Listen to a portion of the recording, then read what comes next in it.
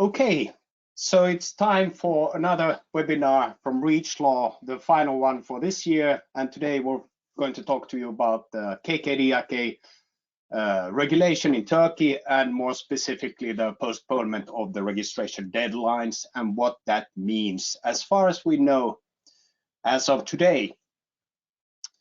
So my name is Fredrik Johansson. I'm a partner, head of sales here at REACHLaw. I have a long-standing career in chemical regulatory topics, environmental, EHS, and so forth, but been working with carriage topics since I think even before the regulation was first introduced in 2017. I think we already worked with it in 2014, so it's been almost 10 years with Turkey already, and many years before that with EU REACH and so forth, of course. So happy to be here today to guide you through this topic that is quite lively and quite, I would say, current, yeah, for the lack of a better word. Some of the practicalities regarding the webinar. So you are able to, excuse me, use the chat function to send in questions. We've received questions ahead of the webinar, so we will cover those during the Q&A session as far as possible. And we will also, actually, I have a few questions for you in the next slide, but before we go to that, also just a reminder that, of course, this webinar is recorded, so you will be able to watch the recording through a link that will be shared later on, but you will also be able to see this webinar on our YouTube channel called REACHLaw Talks. A few more words on that a bit later on. And of course, please feel free to send us feedback. We would appreciate it very much. Whether it's good or bad, any feedback is good. Helps us develop and get better, hopefully. So we have a busy agenda for today for this postponement related topic for Turkey. We'll start with the customary REACHLaw in brief, telling you who we are, what we do, before heading over to the brief overview of the KKDIK and the registration process. For those of you who could use a small refresher, for those of you who know this already, you can tune out for a sec, get more coffee, because I think you will need it at the end of the day, or tea if that's your fancy.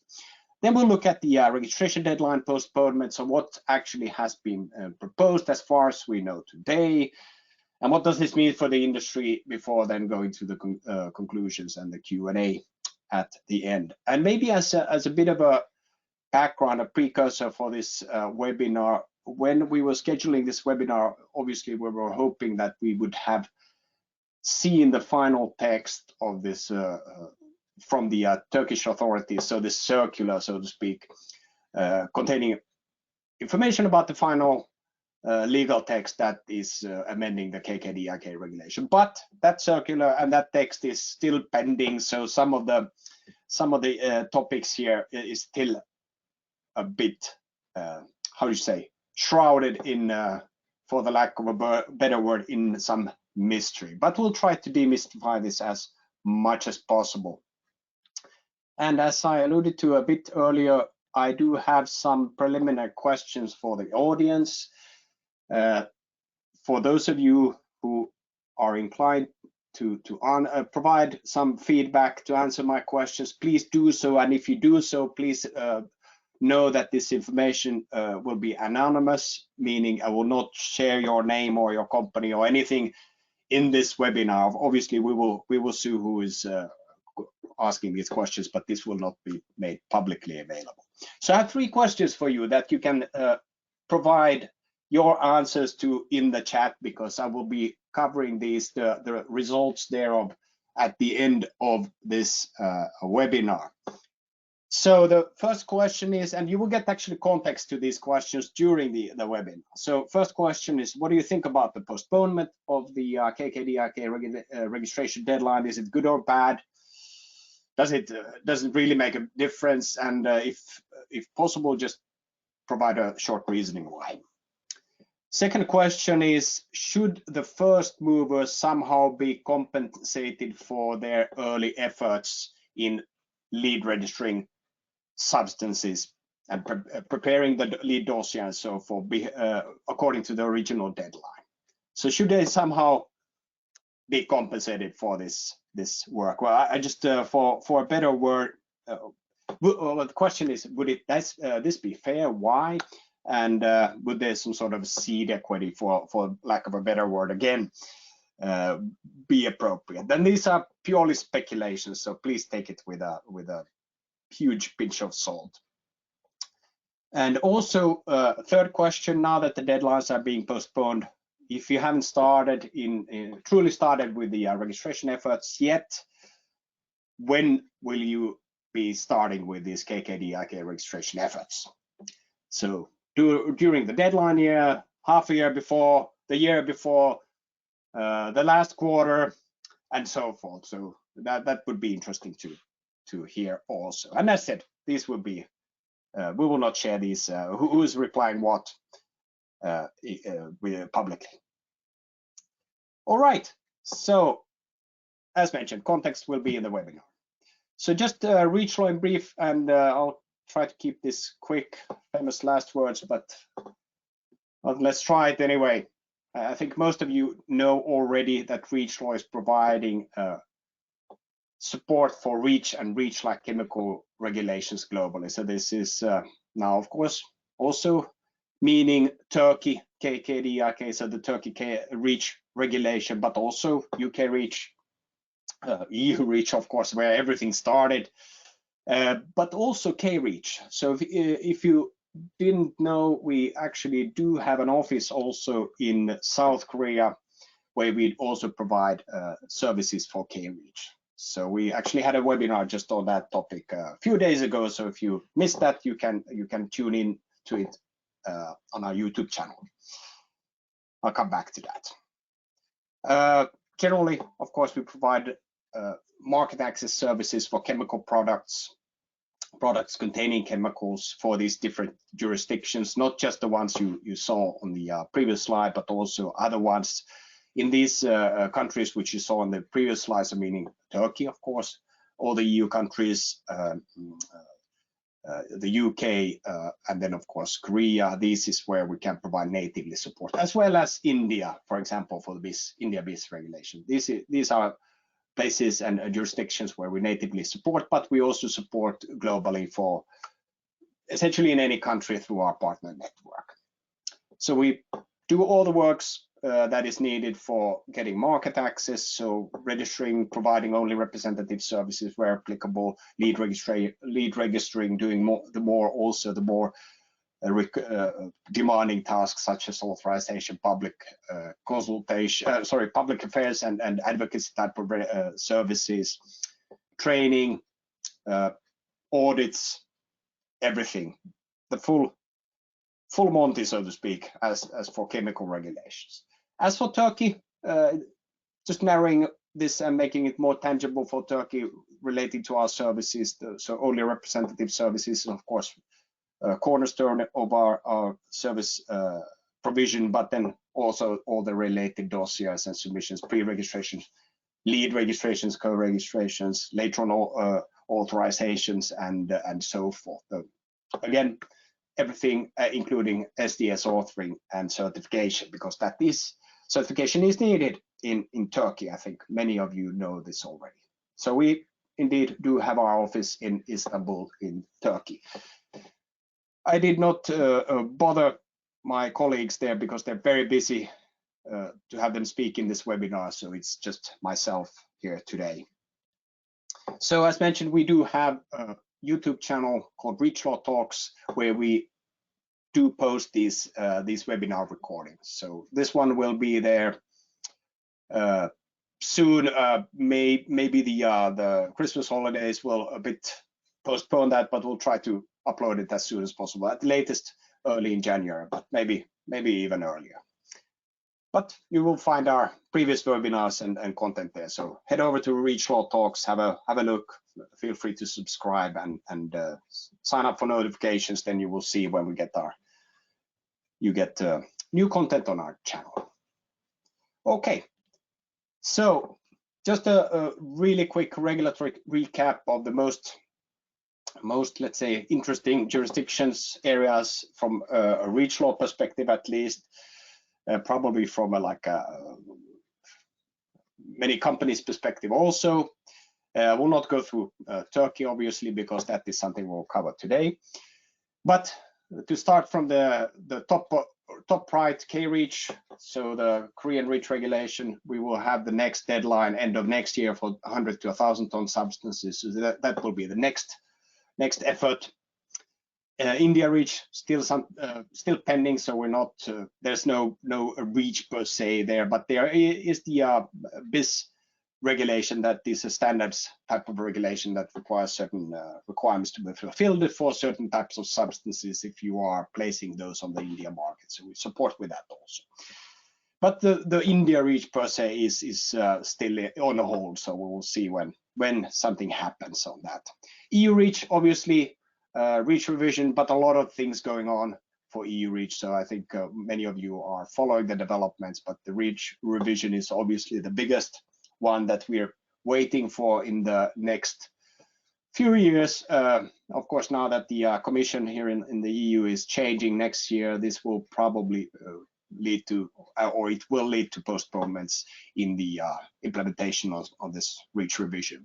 But still, that is something that's coming behind the corner and something that REACHLaw is following also very closely. And UK REACH, we had the extension of the registration deadlines there also, and those have become law already in summer. So that is done and dusted. But what we're waiting next for is the so-called alternative transitional registration model, which will tell us actually what information will be needed to be submitted for registering substances in the UK.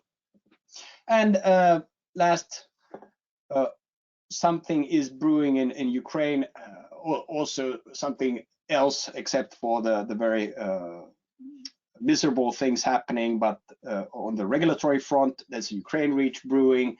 So there's a possibility that this will enter into force next summer, starting with a pre-registration phase, followed by a staggered registration deadlines based on tonnage bands.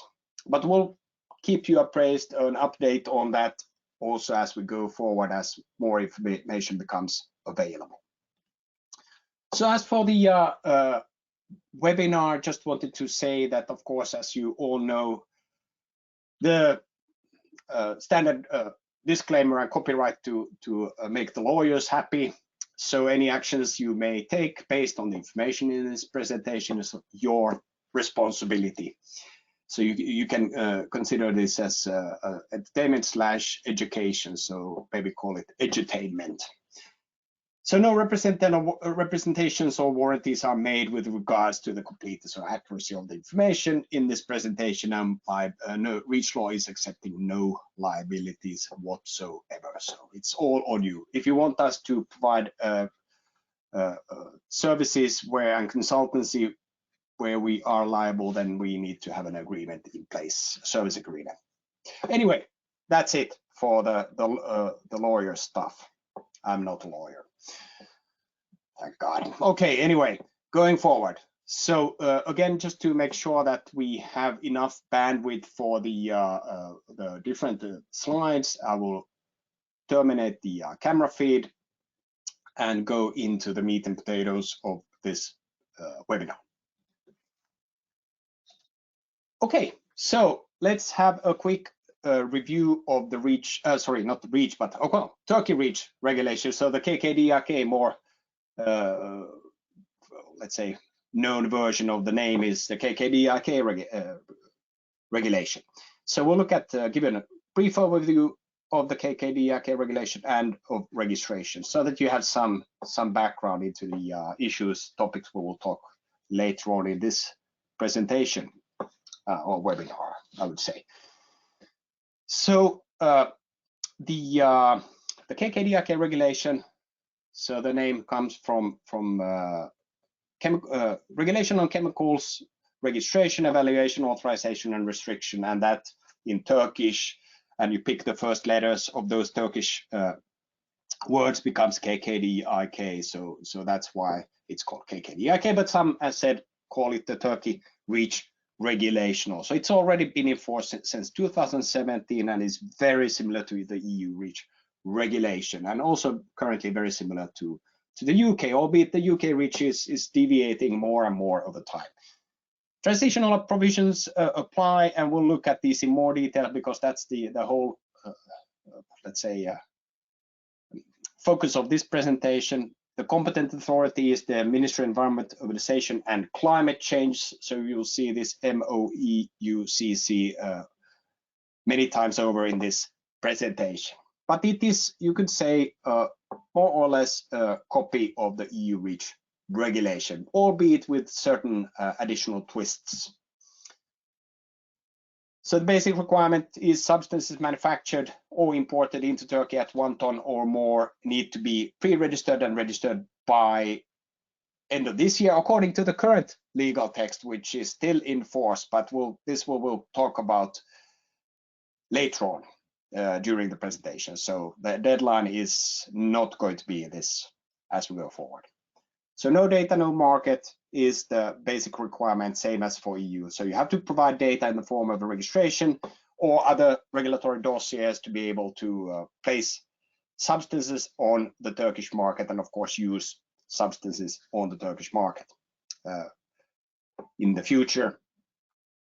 So the registration basics, if you will, is again, as mentioned, if you are manufacturing substances that are not specifically exempt from the regulation as a whole, such as waste or radioactive substances or whatever, that these other substances that are exempt from the regulation because they are covered by other regulations, or if you are manufacturing or importing substances that are exempt from the registration requirement, then you do not have to register. But provided here in this slide, we assume that you are not exempt and you need to register, then if you are manufacturing or importing a substance that is not specifically exempt at 1 ton or more annually, then you have to pre-register and register by the applicable deadlines. So here I'm already updated the slides to say applicable deadlines because things are changing, as we will see very soon. Registration tonnage bands are the same as for EU, 1 to 10, 10 to 100, 100 to 1,000 and over 1,000 tons. Types of registrations: full, intermediate, on-site isolated intermediate, transported isolated intermediates, and dossiers prepared in the KKSIT system. Everything is essentially submitted in Turkish language except for analytical information and such can be also submitted in English language as appendices. But essentially the study summaries and the information contained, the text fields in the dossier should be essentially in Turkish language. I think that was a question answered that was submitted in advance. Come back to that later. But this webinar we will not focus in any great detail on the technicalities of registering. So the joint submission concept applies. So you have one lead registrant and 0 to many co-registrants, and all of these together share all the costs and share data for the purpose of developing the lead registration dossier, and which is then to be submitted to the ministry before the applicable deadline. And of course, all the co-registrants also need to submit their registrations ahead of the applicable registration deadline that applies to them, as we will see soon. So as I said, threshold 1 ton per year or more triggers these pre-registration and registration requirements. So how do you get from a pre-registration to a registration? Just wanted to highlight this because we will talk about these terms and these functions, if you will, later on in the presentation. So first you start by doing a pre-registration, or you have your only representative do the pre-registration. I'm not talking covering any ORs in this or slides for OR, but in many cases you will have appointed an only representative, such as REACHLaw, to take care of these regulatory requirements. And in this case, for example, the OR can submit the pre-registration, whereby they will become a member of the pre-CIF. So in this pre-CIF, you have to agree on a substance identity with other companies who've registered or pre-registered the same substance. And once that has been ironed out, it becomes a CIF, and also in tandem or in parallel, also of course the lead registrant can do this, but that actually comes in the next box. So also the CIF members, in some cases the pre-CIF members, must then select or elect, depending on if there are many candidates or just one, to become a lead registrant, to take forward the development of the joint registration and coordinate the whole effort. And then finally, the joint registration dossier is developed by the lead.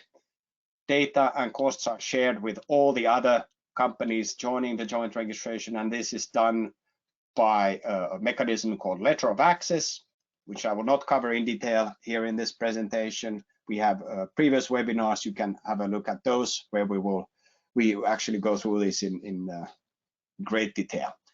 So once everything is done, you have your dossier ready, you need to submit it before the applicable registration deadline. After that, the co-registrants, once they have the right to join the joint submission, can also submit their dossiers, their co-registration dossiers, to become a member of the joint submission through the letter of access mechanism. And all, again, is done in the KKS IT system when it comes to the dossier preparation and submissions. Letter of accesses are, of course, managed outside.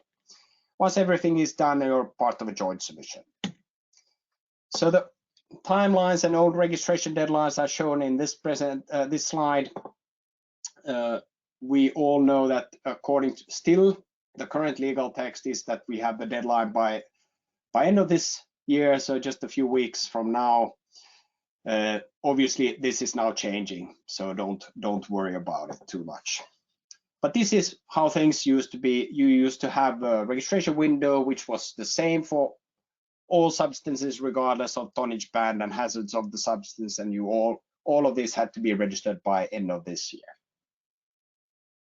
But things are changing, and we will talk about that in just a few slides. Some statistics, there have been more than 250 pre-registrations submitted, albeit a lot of nonsense, of course, in this number, but quite active in that sense. However, only around 3,300 lead registrants have been nominated, and out of these, only approximately 2,000, maybe a bit more, lead dossiers have been submitted, meaning that in these cases, the co-registrants can contact the lead, for example, to buy a letter of access to join the joint submission. So only 2,000 approximately substances have a joint submission available. And the authorities in Turkey are expecting up to it used to be 15,000. In some communications, they now refer to 20,000 substances, albeit I think it's a bit of an overstatement. So probably somewhere in between 15 to 20,000 different substances will be eventually registered in Turkey, maybe even less. But as we've seen, most of the lead registrants, not all, but most are actually only representatives representing, for example, EU lead registrants through this OR representation. Just to give a quick comparison, and just like to highlight that this, of course, the inquiry is changing, so don't look at that in too much detail, but just wanted to highlight the biggest changes or differences we have with the EU REACH regulation is that safety data sheets have to be certified in Turkey, whilst they do not have to be in the EU for EU REACH.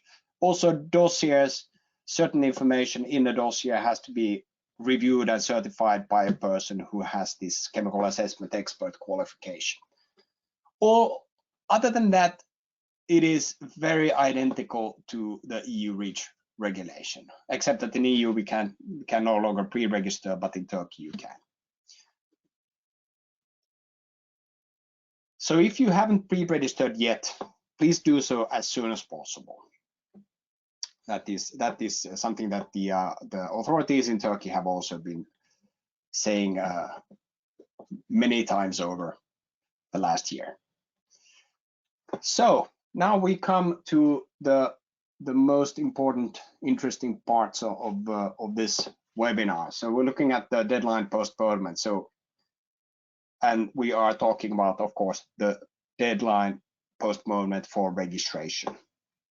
Pre-registration will also be affected, but the deadline for registration is what we are talking about. So the whole thing, well, there's been rumors and whispers, if you will, on the market, in the shadows, to be dramatic, about potential postponement of the registration deadlines, because the authorities saw early on already this year that things are not going well, meaning that there are way too little lead registrants appointed for substances to be able to meet the deadline of end of this year. So actually in October this year, so just a couple of months ago, there was a meeting at the ministry, this Ministry of Environment, Urbanisation and Climate Change in Turkey, and it was announced that the KKDIK registration deadlines will be revised based on this gradual tonnage-based transition. This is more or less a word-for-word translation from Turkey. What means is that there will be this staggered approach based on the tonnage bands and the hazards of the substance, same as very similar to what we have for, or had, I think to correct myself there, had for EU REACH and have for UK REACH. So back then in October, the deadlines were not yet disclosed in this announcement, and they said that there will be more information coming very soon as possible. And as we've come to how do you say, understand and learn over time, as soon as possible is code for at the last possible moment. This on the right side is just the announcement that was made by the Turkish Chemical Manufacturers Association, a local CEFIC, if you will, in Turkey, on this subject. However, then in November, a month later on, the ministry came out with a draft regulation that actually were proposing these extensions to the original registration deadlines. I will look at those deadlines in the next slide. But it was a document whereby they were comparing the old legislation versus the new amended legal text. So what is changing, where, and so forth. This was only on draft, and there was a very short consultation open, mostly through these different associations, and REACHLaw also participated in this consultation on behalf of some of our clients. But what was proposed in this draft regulation are the following deadlines. So for substances over 1,000 tons, or at 1,000 tons or more, or substances very toxic to the aquatic organisms, so acute and chronic, at 100 and over tons annually, or then the CMR substances category 1A and 1B at 1 ton or more annually, would have the registration deadline of December 31st, 2026. Well, so we're talking about the plus 3-year postponement to the first batch of substances. Then the next deadline would be in end of December 2028, so plus 2 years from the previous new registration deadline. And then the last deadline for the smaller tonnage band 1 to 100 ton substances would be all the way almost in 2031 at the end of December 2030. So we can see with this that there will be significant delays to the registration deadline. And just to note, this is now according to this November communication. We have not seen any official text since then. So we do not know exactly what the final legal text will contain. But this is, we are anticipating these deadlines to be there, because this was highly lobbied, for the lack of a better word, by some major chemical players of the Turkish market that are also very prominent EU-based chemical companies, and EU and US-based. So 26, end of 26, end of 28, and end of 30, depending on the tonnage band of the substance and the hazards of the substance, is what we are looking at and expecting. So the final amended legal text has been finalized, and it will be submitted to the presidency, Turkish presidency, for Erdogan to sign, as if I understood this correctly, this week. So things are happening. The final legal text will be published in this Turkish official gazette between December 20th and 27th this year, obviously. So because we have to have this in legal text before and implemented so that it becomes law before the end of this year. So when this is published in the official gazette, starting maybe next week, I don't think so, probably closer to 27 if I've learned anything, then at that point in time it becomes law. And there will also be a circular sent to stakeholders, so essentially a letter on this subject soon. So again, code for as late as possible before it is too late. So there you have it. We will have the final text, legal text, next week or the week after that, certainly before the end of the year. But the issue is that we have not yet seen the final amended legal text. And therefore, we do not know for 100% surely what it contains. So we just have to take it with a small pinch of salt. There might be small changes. I don't think the deadlines will change. But of course, everything is possible, albeit I see it as unlikely. There have been some again, whispers, rumors, murmurs, whatever you want to call it, in the background that the companies are not happy with the very long extensions as we've just seen. So whatever that means, but we'll see. We'll know more in the coming 2 weeks. Anyway, REACHLaw is, of course, we're following the developments and we'll keep you up to date. So if you are not subscribed to our newsletter, please do so. Go to reachlaw.fi, and at the bottom of the page, you can find the subscription field. But I think all of you more or less are, because you have signed up for this webinar. So we also issue these webinar notices, invitations through the newsletter. So what does this mean for the industry? I think that is the biggest question. There are some obvious answers, maybe some not so obvious answers. So if you look at the updated timeline, so this is an updated version from the one I showed earlier that was representing the current text, legal text.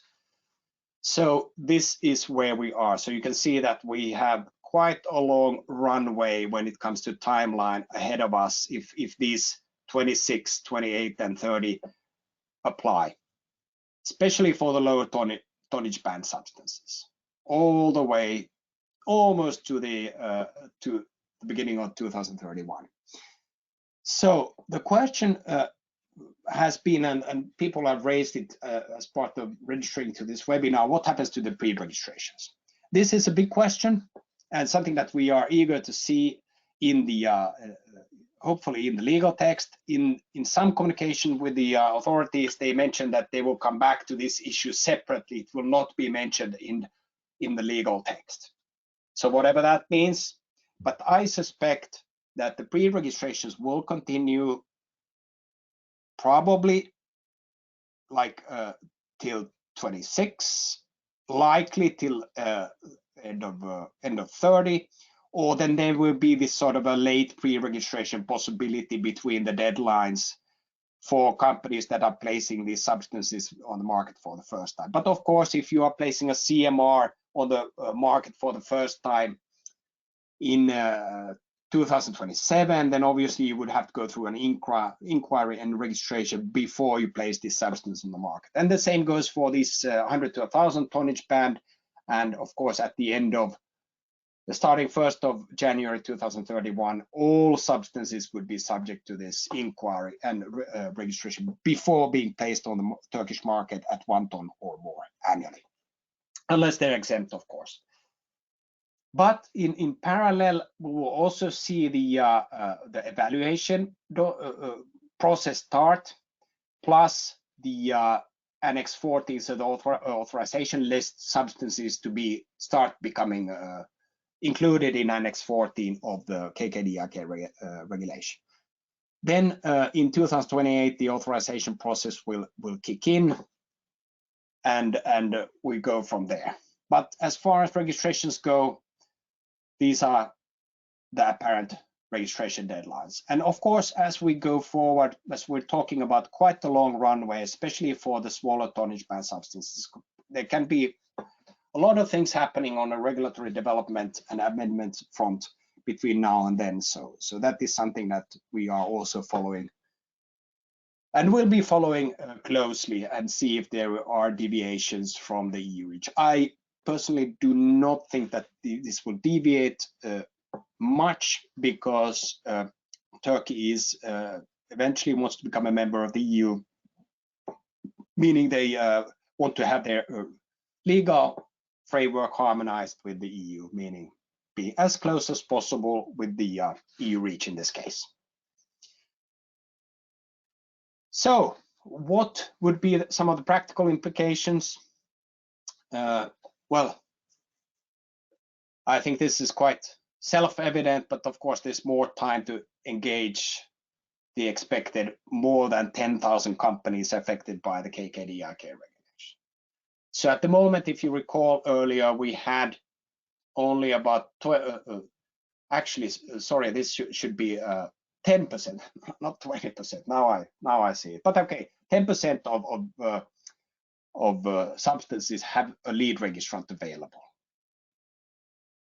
So from all the potential substances subject to registration in Turkey, sorry, it should be 10%, not 20, unless of course the number of substances is less, maybe 10,000, and then it's correct, but nonetheless, way too little. So more time to engage, more time to learn about the KKDIK regulation, more time to select the lead registrant. This was one of the big issues, because we didn't have enough lead registrants to take forward the joint submission work by end of the deadline, which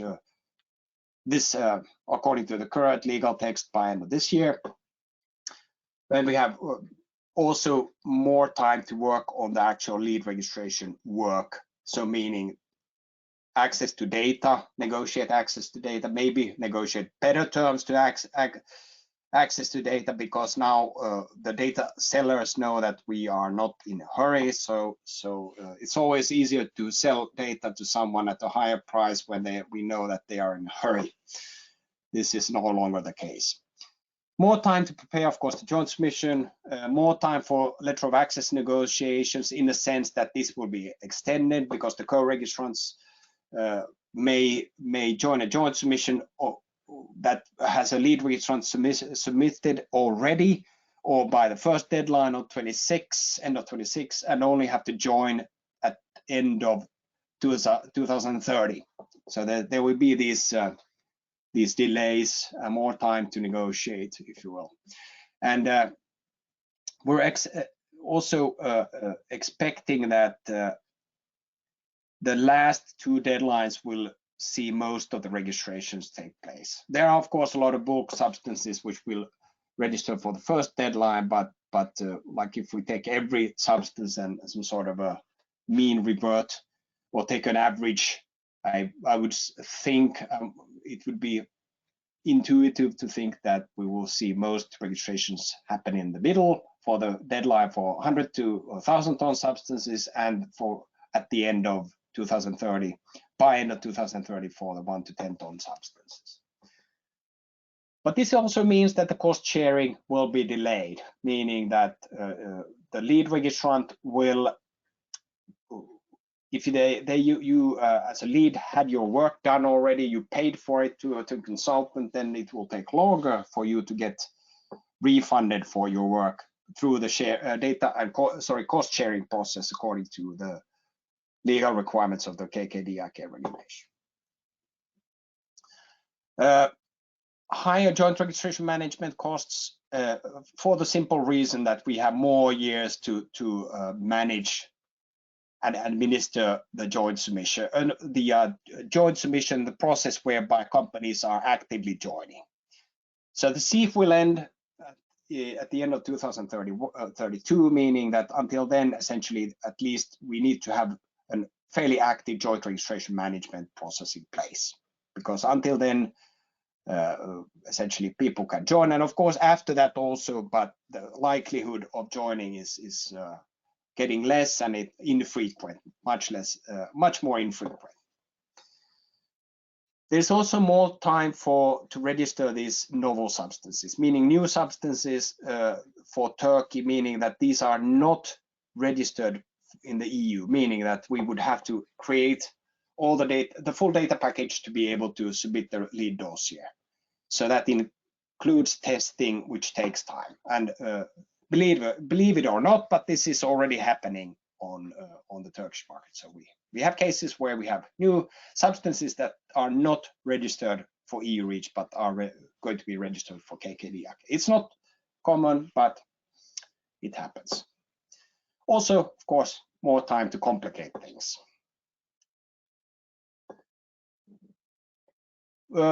Obviously, when there's no registration data available for Turkish authorities, they may also have secondary effects on other initiatives, such as, let's say, long-term environmental and sustainability goals, because in many cases, information that feeds into these processes is based on chemical data that is generated and submitted during the registration process. So it may also lead to these sort of goals being shifted forward.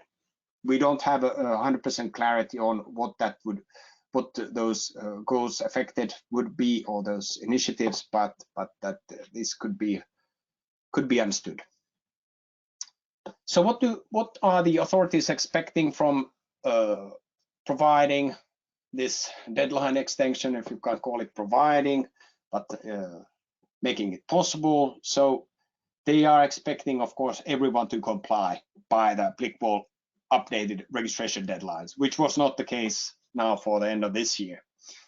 So they are expecting companies to want to fall in line and shed any non-productive attitudes, if you read between the lines. So they said that use the additional time efficiently, meaning in code, get things done by the applicable registration deadline. They're also expecting that larger companies will take up the lead registration positions and start the registration process quickly. So still, with regard, even though the deadlines are postponed, they are expecting lead registrants to continue with the current momentum, and potential lead registrants to step up quickly and get the work done for preparing the lead dossier. So they do not want this postponement to lead to more delays, and that is, of course, one of the big worries, is that now everyone's just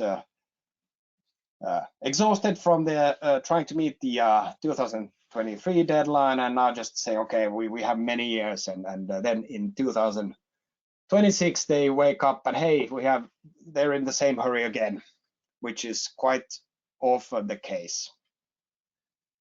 I think it's human nature.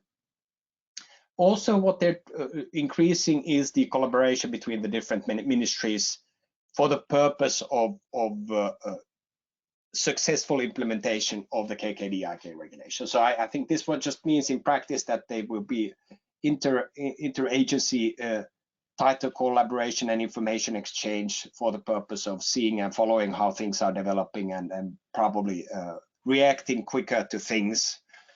At least one would hope. It's been very slow reactions until now, probably due to resource issues. So maybe also resource balancing between different ministries. It may be possible for some of the topics. But what has also become apparent is that the role of industry associations is becoming more and more prominent, so stronger, more relevant going forward. So they are the authorities, but also the the associations are stepping up and taking this role of providing information to the industry, educating the industry, coordinating efforts between companies within the industry, finding suitable lead registrant candidates. I think this is something that will become more and more how do you say, relevant, prominent as we go forward, and the associations will play a role. They may also then facilitate in the kickstarting initiation of the joint registration process. So what that means in essence is the lead registrant and just give them the possibilities to do their job as a lead. It is not clear yet will they have any role in data and cost sharing, except for maybe providing guidance on like templates, best practice scenarios, etc. And probably other stuff that they also want to get involved in. So for example, the Turkish Chemical Manufacturers Association, is TKSD, is very active and becoming more and more active on this play, and I think they will play a very important and significant role going forward in this field. Just for information, REACHLaw is a member of this association in full transparency. So what about the early movers?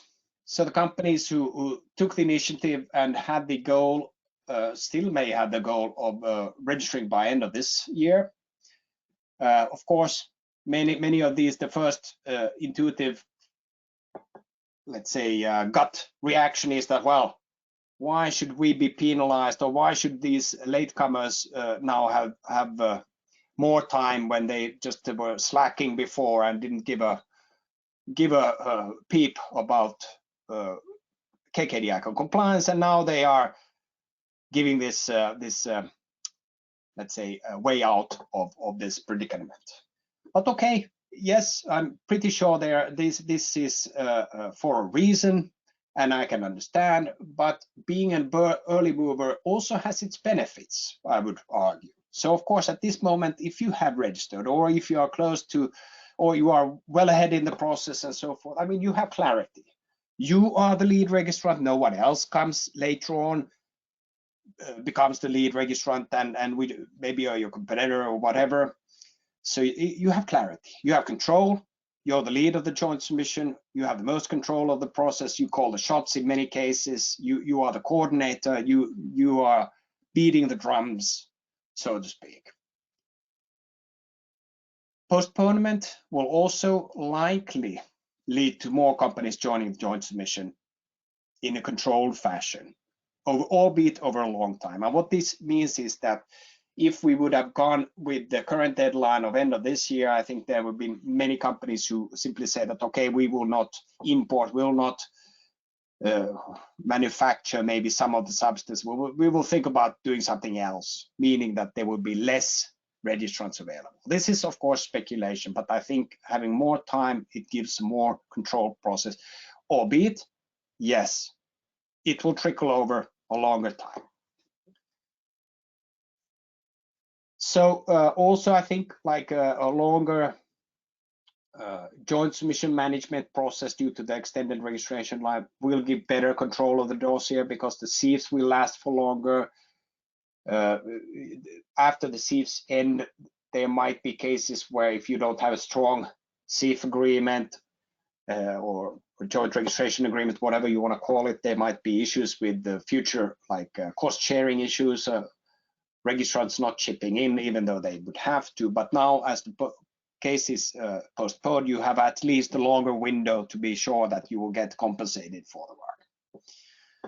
If you have strong agreements, this is not an issue, but I think, and seen some agreements, this is not the case.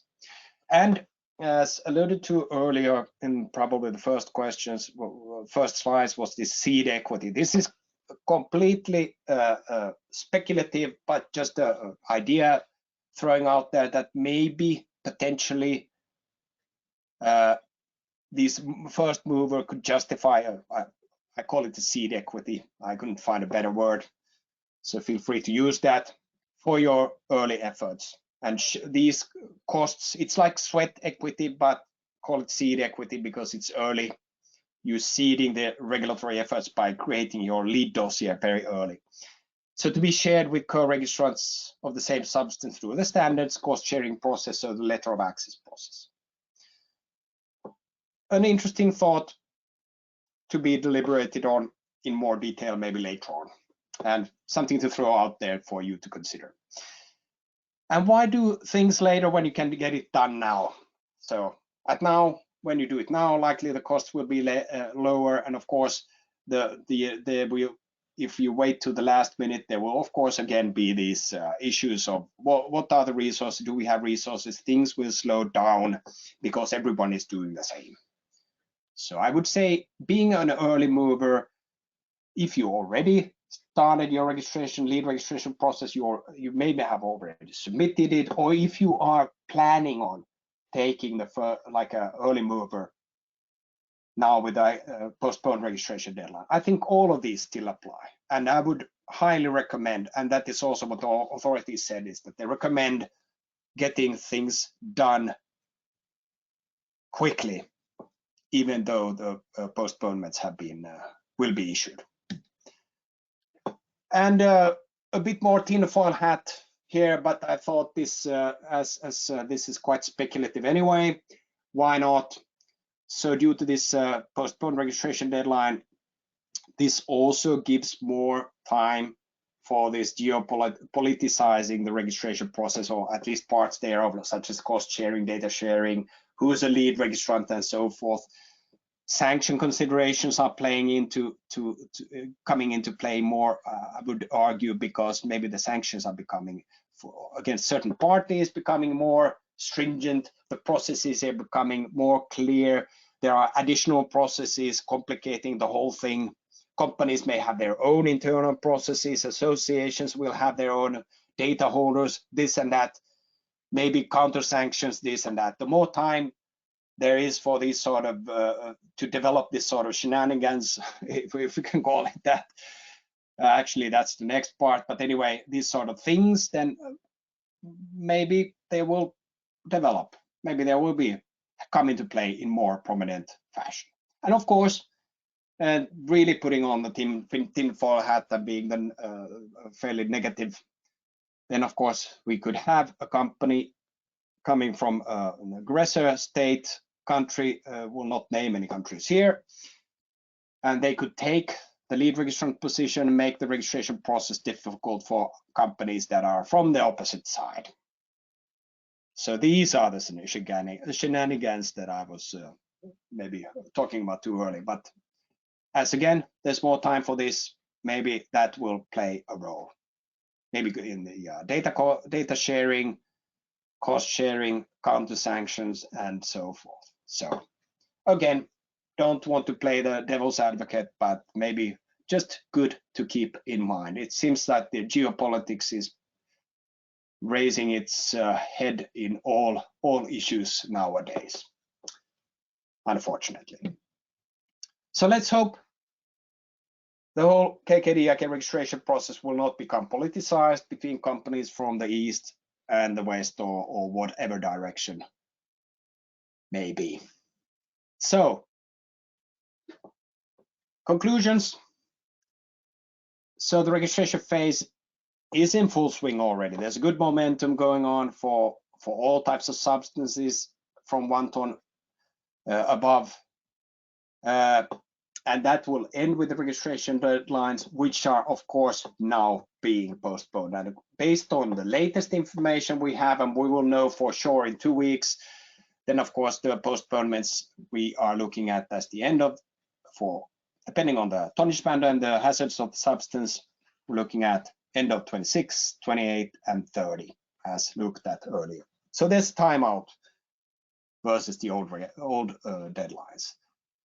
So the final amended legal text will be published in the official Gazette between the 20th and 27th this year, at which time it will become law in Turkey.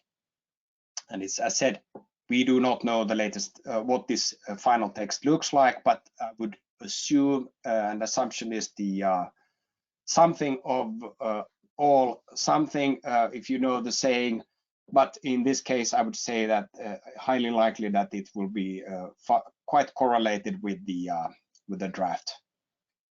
But time will tell, and please do follow us, follow our newsletters, and follow us on LinkedIn to know the latest information. And of course, you're always welcome to just send me an email or send anyone at REACHLaw your contacts and ask this information. But essentially, the postponements give more time. More time is of course good. Let's just make sure we use it cleverly and not lose the momentum, because losing the momentum just means that we have to backtrack and start the whole thing over again.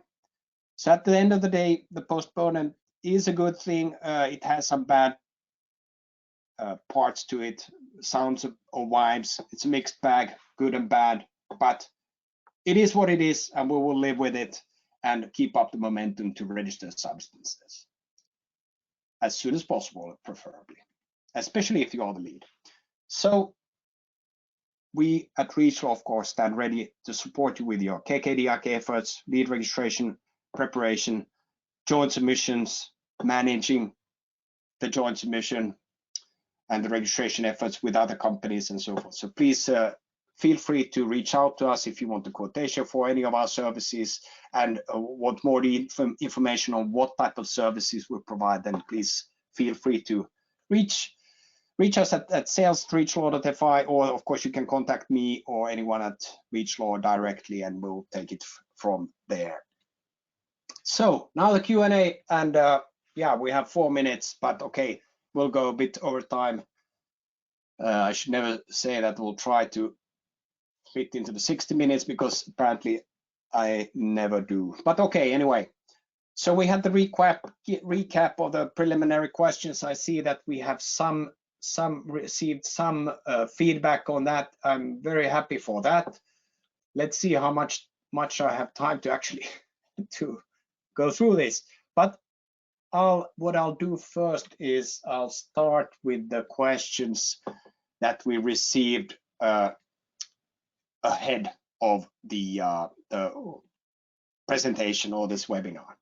I've tried to consolidate those a bit, so because some are not very relevant for this webinar. For those who asked technical questions and more questions related to the practical processes of pre-registration and registration, please feel free to refer to our earlier webinars on these topics, where we go through this in great detail.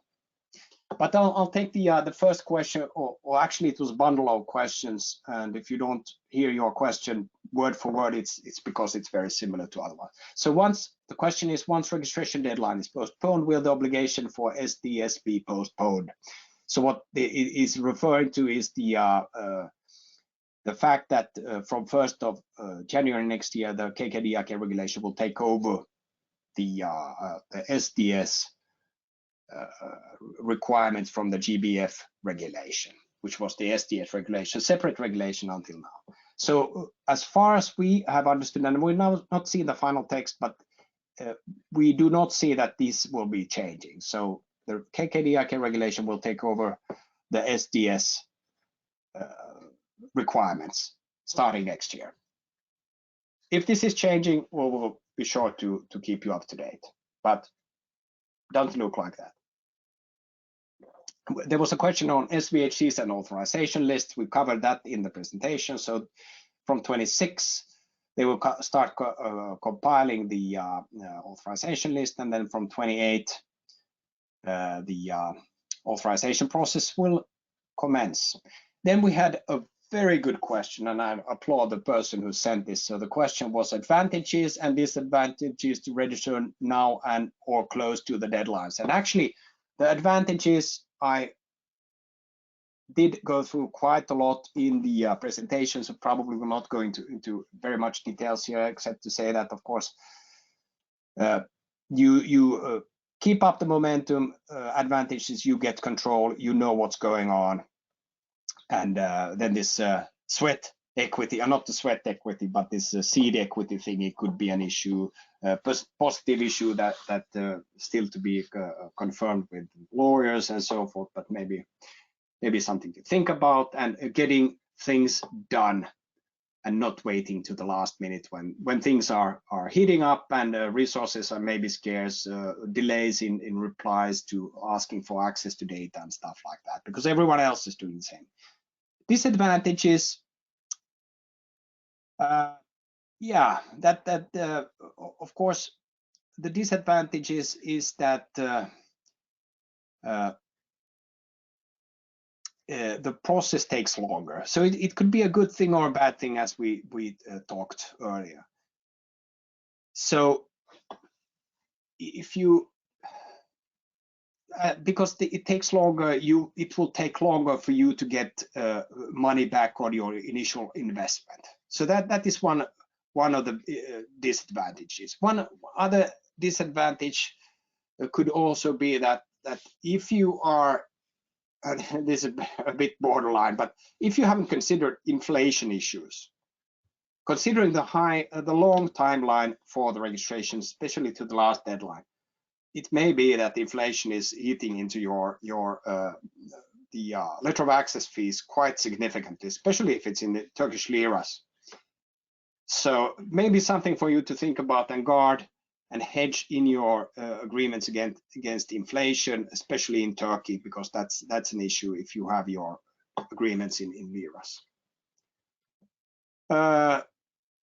Other disadvantages, I do not see that there will be significant changes to the regulatory text, meaning that you would do something now in the beginning and it would change significantly. I'm not expecting a UK REACH type of a divergence due to the fact that Turkey is wanting to harmonize their legal text with the EU, unlike the UK. So that's hopefully covers that question to at least to a certain extent. Then there were questions about timeline for pre-registration and related guidance. As said, we'll just refer to previous these presentations, webinars, and also the previous slides. And then there was a question about, is the deadline postponement already official? So it's not, the legal text has not been published yet. The final one, it's not yet in law. So, but it is, I would say it's as official as it gets without being in force. Let's see some other questions that I have not covered.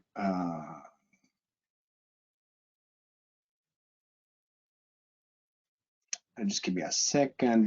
Yeah, are the Turkish authorities considering any measures to address the fact that the lead registrar has not been determined or have not stepped up? Yes, but as said in some of the slides, I expect the industry associations to become more prominent in this field. So try to educate, but also incentivize companies to join, to become the lead, because as we all know, someone has to be a lead. If there's no lead, there's no joint submission. There's no joint submission, there's no registration. And if there's no registration, there's no market for those substances in Turkey after the registration deadline at those applicable deadline, tonnage bans for that deadline. Pre-registration, is pre-registration possible in the next years? This is, as I mentioned, a bit unclear at the moment. I had some speculation in my presentation. We'll see. Then there's a question from a European trader. We do not want to disclose our customers' identity to suppliers. I'm a trader, so what can I do? Well, CBA can be protected. This goes a bit off topic, but if you have an OR in the supply chain who you need to report information to, then you can have an NDA with this OR. If it's a subsidiary to your upstream supplier, then that's an issue, but you can maybe also have an NDA in that situation.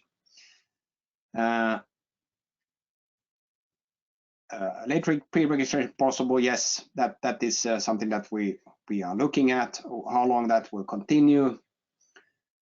What to expect the regulation to be published? So that was 20th to 27th of December this year. So in 1 to 2 weeks, hopefully. Okay, so now I will, if you bear with me, I thank you for staying with me so far. I will just take some live questions here and hopefully get some feedback also on the preliminary questions. And I see that I have quite a lot of questions here, probably not be able to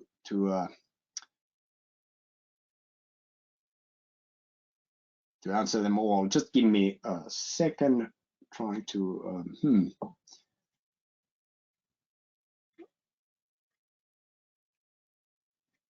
I think some of these are more of a comments in nature, so give me a second.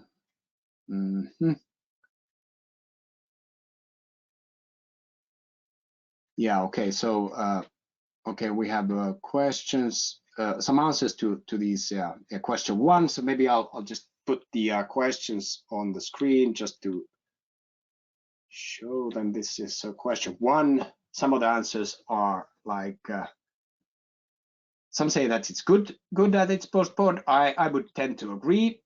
It depends on what hat you have on. Someone else says good, all industry is late, and the issue for Turkey in terms of supply in general. So yes, I would say people are thinking it's good. Postponement is good. Also, third person, good news. Is anyone not happy with? No, I think everyone is happy. So that is good. And why the answers was why. And doing this webinars alone, it's always have to do everything here in parallel. So thank you for the answers for question one. Question two, should the first movers somehow be compensated? Answer is already happening through CEEFs, cost sharing data. Well, yes, it is, but should they be additionally compensated? I think is the question. Maybe the question was poorly worded. No is one answer. What would be the rationale? In any case, effort will be taken into account in letter of access. That is true, yes, but again, not the sweat equity or the seed equity, so to speak. As said, this is just a like a opinion and seeking feedback, so don't think of it too much. Let's see. And sure. Yeah, and someone also said no compensation should be provided, as companies would have to do the registrations anyway. Yeah, I agree. Early registration will have more security in their supply chain. Yes, that is one of the benefits, as we also covered. You have control, you know what's happening, you have clarity.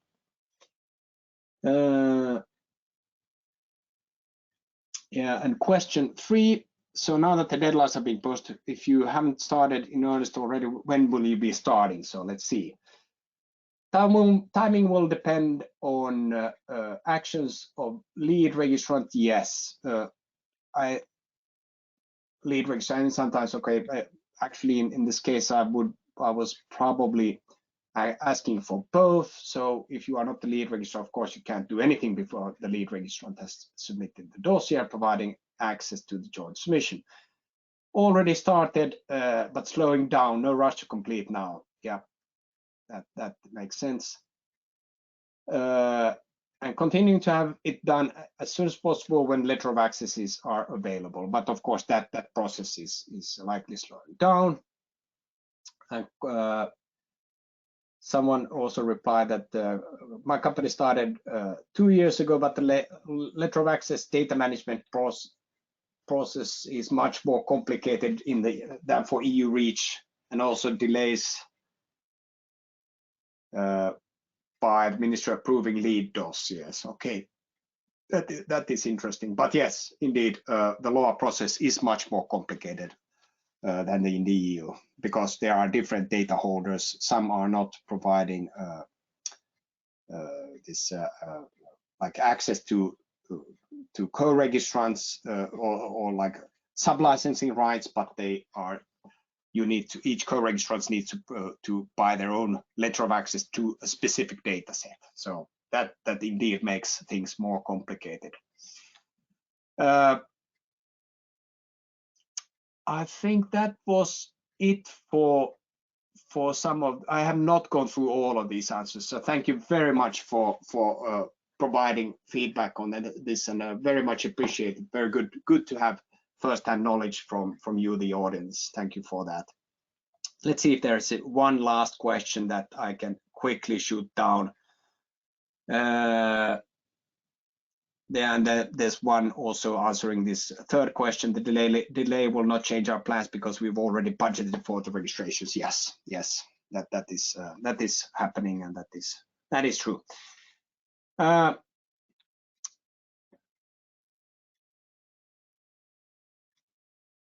one more. I think these are not easy questions that you have. Very advanced questions. So thank you very much for that. Okay. I think I will probably. I think all of the other ones have more or less been directly or indirectly answered, except maybe a few on which are on the complicated side. So those replies will take a long time. So I will skip those and come directly with answers to the people who asked those. So thank you again very much for submitting these questions. That very much appreciated. So with that, and being 11 minutes over time, thank you very much for your attention, and thank you to my colleagues who helped me set up this webinar. But of course, the biggest thanks goes to you, the audience, who will be staying with me until the end. And of course, please feel free to give us feedback. And remember, this will be a recording will be made available to you, where you can watch it almost immediately, but then later on also on YouTube. And please feel free to reach out to me or anyone in REACHLaw who you know for more information on our services. And of course, if you have questions, we'll be happy to answer those as much as possible. So with that, I wish you a very nice day and happy holidays to everyone who is having their holidays, and a happy new year, of course. And we will return with new webinars in the new year. Thank you very much and have a great day.